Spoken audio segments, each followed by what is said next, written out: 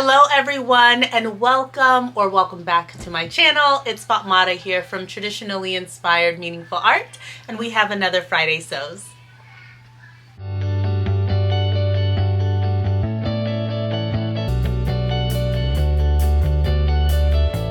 There's going to be a lot of children at play here. They're here, and if I try and wait until they're not here or they're gonna be quiet, you will never receive a Friday Sews video from me. So we're gonna do our best. We are going to do our darndest, okay?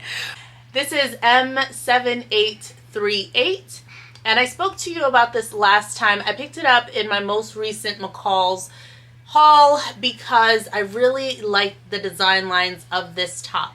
I actually went with view D right here with the really cool interesting sleeve. Hopefully that will focus. With the really cool interesting sleeve. I like that it has a yoke in the back. It has this really fun flounce at the sleeve with these bows, and I use this really dynamic print fabric that I got from G Street Fabrics. Unfortunately, it was in their dead stock section, so I can't link to it or anything like that, but it is a cotton sateen that I showed you last time that had this acrylic abstract painting on it and then like a imprint in black of like a truck.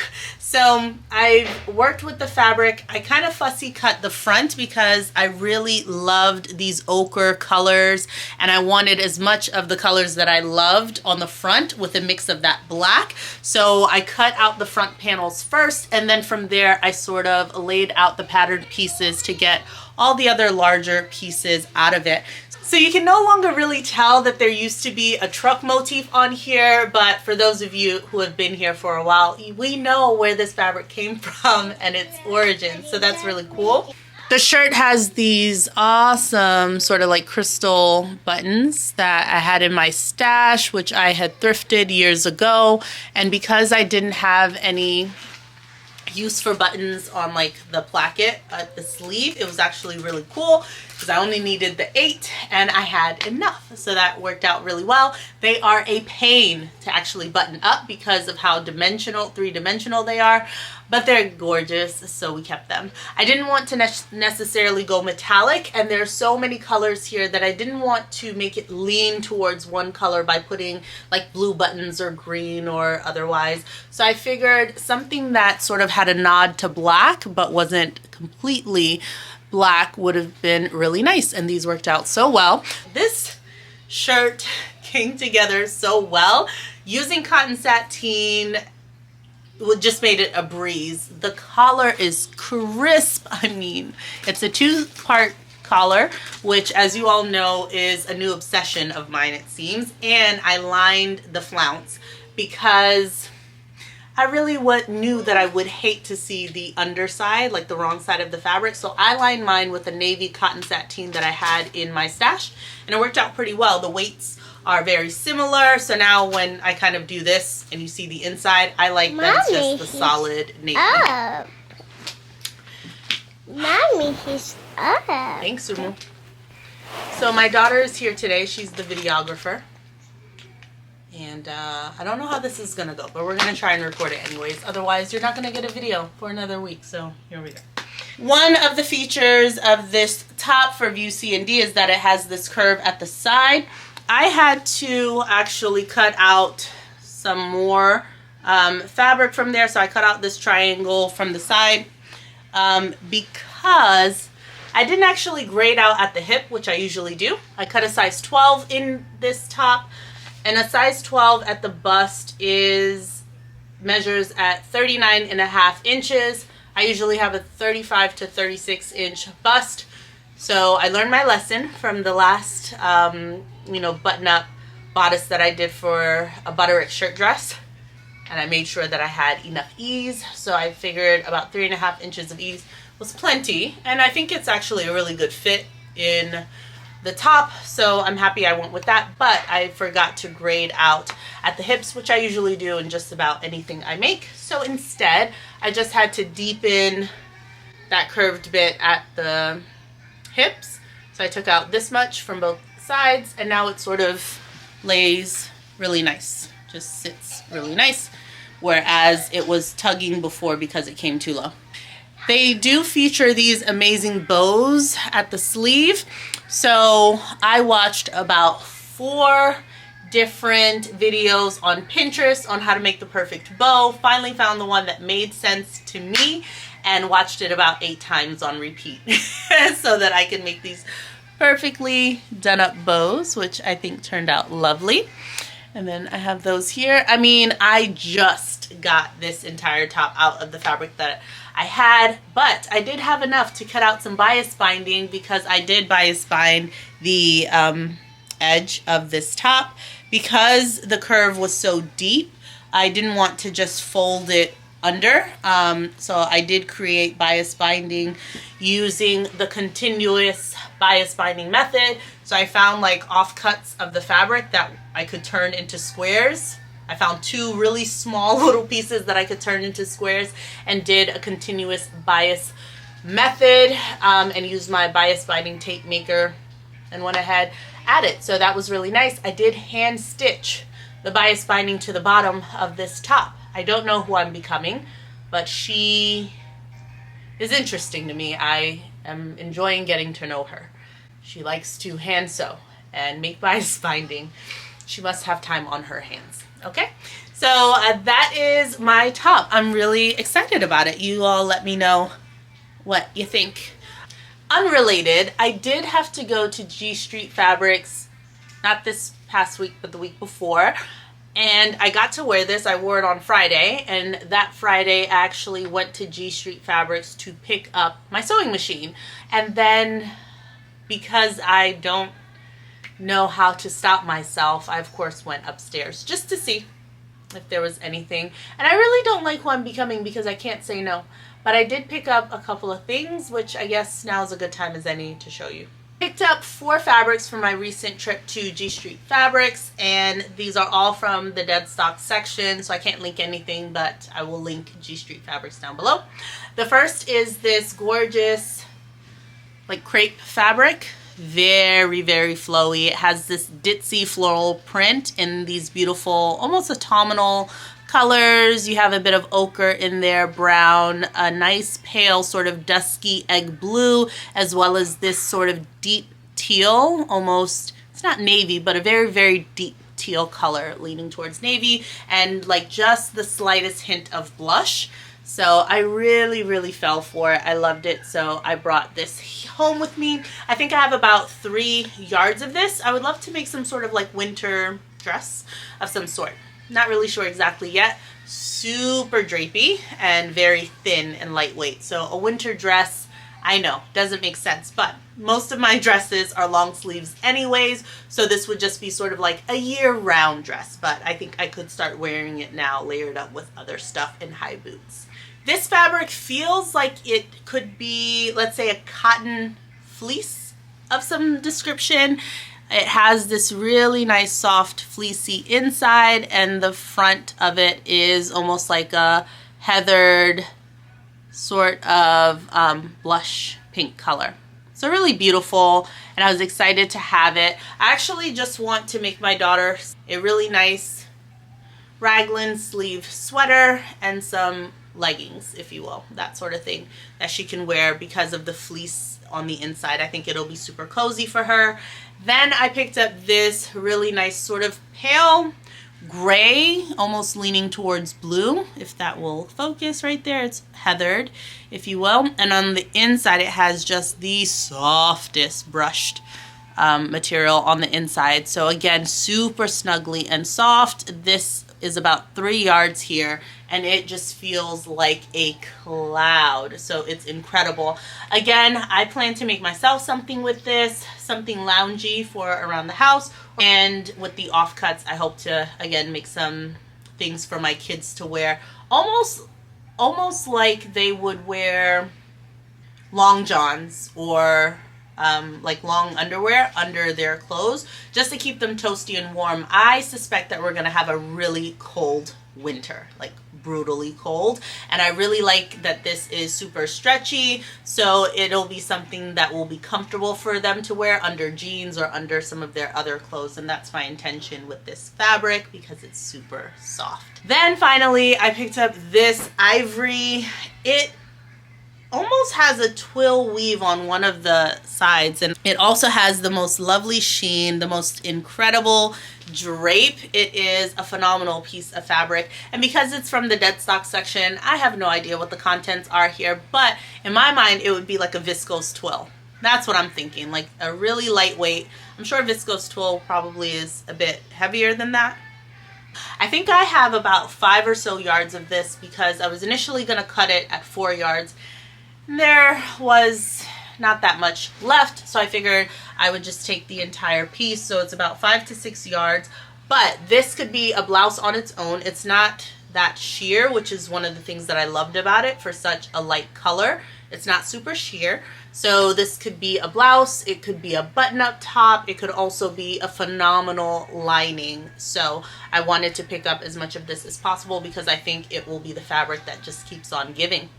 So those were the 4 things that I picked up at my recent trip to G Street Fabrics, and I really need not go there for the rest of the calendar year because I can't want for anything else. My fabric stash is abundant, it's excellent, and it is now becoming overflowing, and we don't want to get to that stage where it's becoming more of a burden than a blessing. So I think I need to stop and quit while I'm ahead. Yes, that's what I'm gonna do.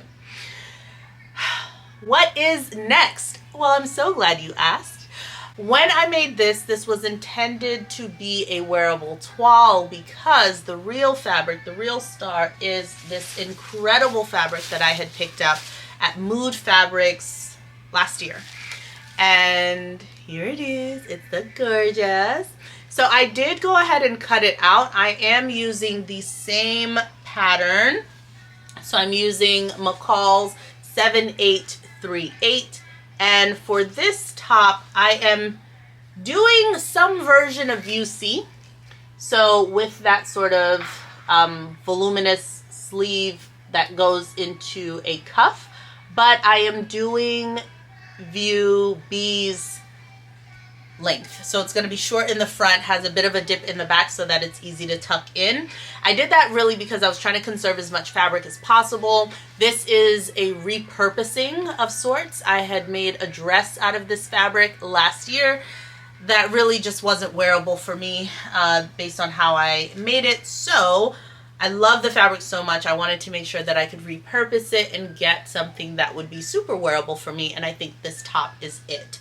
I cannot wait to make this, and I think it will be a hit. So can't wait to get this all done up. I'll have some time next week to do a bit of sewing, so hopefully by next week's Friday sews you'll see this all done up. This top was not the only thing that I made since you've seen me. I felt so inspired after making this top, but I remembered that I had the Sirocco jumpsuit kindly gifted to me by Adele from Sew for Serenity, who I just adore. She gifted me this pattern around the time of my birthday this year, which was so sweet.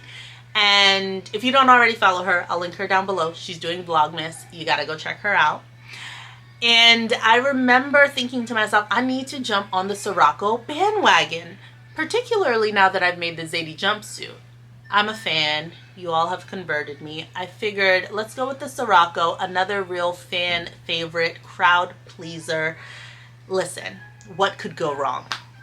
Well, I discovered exactly what could go wrong, and I'm gonna come and tell you about it. Second thing I made since the last time we met is this navy Sirocco jumpsuit made out of what I believe to be a viscose terry fabric, like a viscose French terry, I think. This was also purchased from the dead stock section at G Street, so you know, it's anyone's guess, but based on viscose terry fabrics that I felt, that's what I think this is. Super soft on the outside. It has that sort of signature French terry like loop on the inside, hopefully if you can see that. The top that I'm wearing is not me made. This is from Macy's over 10 years ago. I love it. Yes, we love it, but I didn't make it. So Moving on. Oh my goodness. I knew that I needed to get me some secret pajamas. Sean from Kittenish Behavior made like 3 of these bad boys recently in her Vlogmases. And I just wanted to jump on the bandwagon. After I made my McCall's top and had my serger set to like black and navies, I was like, listen, you've been hoarding this fabric for some time. Go ahead and cut it out and treat yourself to a nice, simple make. Test out this pattern that everyone loves so much. And now you could be making secret pajamas here on out, okay? And will I tell you, my palate cleanser turned into the thing that left the most bitter taste in my mouth. And I just need to redeem myself from this pattern, and I can't believe I fudged it up so badly. The main issue was I really couldn't figure out sizing on this pattern. I felt like I was all over the charts, and because it's a knit pattern, I couldn't quite get how they wanted it to fit, okay? So case in point, we have the measurements here. I fit in a really broad range, okay? I sort of fit between the 38 and the 40. Again, this is stretch. I couldn't really figure out, do I want negative wearing ease? Do I just want it to kind of fit since it's a crossover? Would it pull too much? I was unsure. So I went with cutting a bodice of a 38 and graded out to a size 40 because the waist measurement is significantly lower on here. Like you go from what's in the 30s all the way down to like the 20s. I'm sorry, it's not going to focus. I'll have it on the screen. And I couldn't quite figure it out. Then in the finished garment measurements, my waist is about a 30-inch to 31. And that had me like 29 inches is a size 46. So I was like, it was just such a grave difference between the bust, the hip, and the waist that it didn't make sense to me. Anyways, I ended up cutting a 38 in the bodice, grading out to a 40 around my waist, cut a 40 in the waist, and then just cut a straight 42 in the bottom. Way too big. Way too big. I've learned my lesson. I'm going to figure out how to size down. But the real kicker was one of the instructions when you actually construct the pocket. They ask you to then go in at the seam of this pocket flap here. I'm just going to turn to the side. This little bit here where you insert your hand. They wanted you to insert some clear elastic to add some stabilization, if you will, to this pocket. And what do I go and do?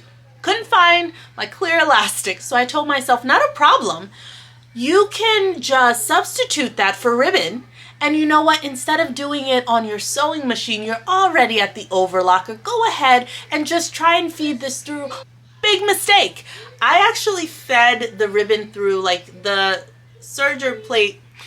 I'm not going to be able to explain this well, but there's a little hole on the sort of like feeding plate thing on the serger that you can feed elastic and ribbon through. I've used it before. It works really well. This was not the correct application of that, okay? Because what it in fact did was stretch this fabric. It stretched it as it was applying this ribbon. And now I have ribbon, which is non-stretchable, that is just creating this really wide, floppy, droopy bit, okay?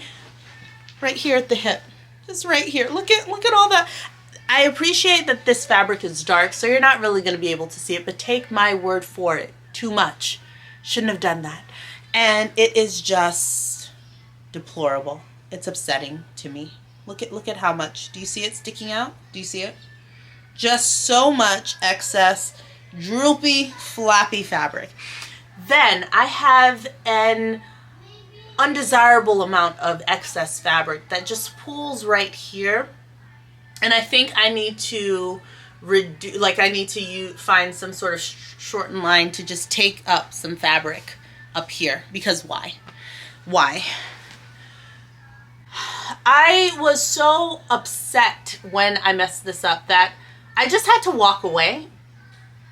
I did cut out sleeves for this, by the way. This is intended to be a long sleeve something, but I didn't have the heart to put the sleeves on because of how upset I was with this. I really think I'm just going to deconstruct from the waist down and redo all of this nonsensical business.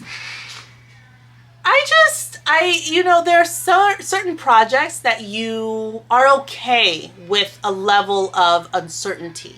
It comes with the territory as seamstresses, as sewists, as we are. And we've come to know that our profession, our hobby, the work that we do here in our sewing rooms is not always going to lead to good results. Sometimes we're just taking a gamble here. We're not taking a shot in the dark. These are calculated risks, but risks nonetheless. And this was not the wearable toile fabric, my friends. No, no, no, no, no. Indeed, the new fabric that I'd recently purchased, this soft cloud-like fabric with this lighter heathered color, this was supposed to be the wearable toile. But what color did I have in my serger, friends? Dark colors. Was I going to sew this? No. So I said, go for it. It's a knit pattern. It's the Sirocco. Everyone loves it. This is going to work. Well, my friends, it did not. Much of it was due to my own user error with this whole pocket business, but some of the other pieces, really, that's not me. I was really sad. I was really sad. And et tu, Sirocco?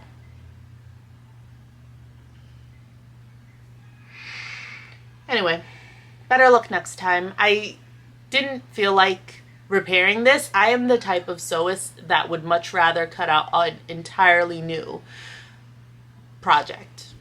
I couldn't be bothered with this at the moment. I was so mad. I'm still quite upset because now that I'm revisiting this, it is bringing back a lot of feelings. Anyway, it is what it is. Last weekend was the Butterick sale. Here are my two picks. As you know, I recently picked up some delicious wools from G Street Fabrics. They are actually still on sale. When I went last Friday, they still had them on sale, and they even put out more different wools. I wasn't going to touch anymore because I need to show myself that I'm going to use what I have, so I didn't allow myself to even dare bring anything else home, but I hope you find something that you like. Anyway, Cherie from Cherie's Alchemy, which I'll also link her channel down below. She's phenomenal. She is doing like a coat-a-thon, it seems. She just has some amazing winter plans, and she put out a video that had her plans for like winter coats, and she was showing her wools. Incredible. But one of the patterns that she showed that I was like, gotta get my hands on that, was this Butterick pattern right here. Look at it. Look at this. Can I have my muffin? Sure. Here you go. Thanks. See ya. Yeah. So she picked up this Butterick 6720. I mean, hello? Look at how stylish. Look at how good these are.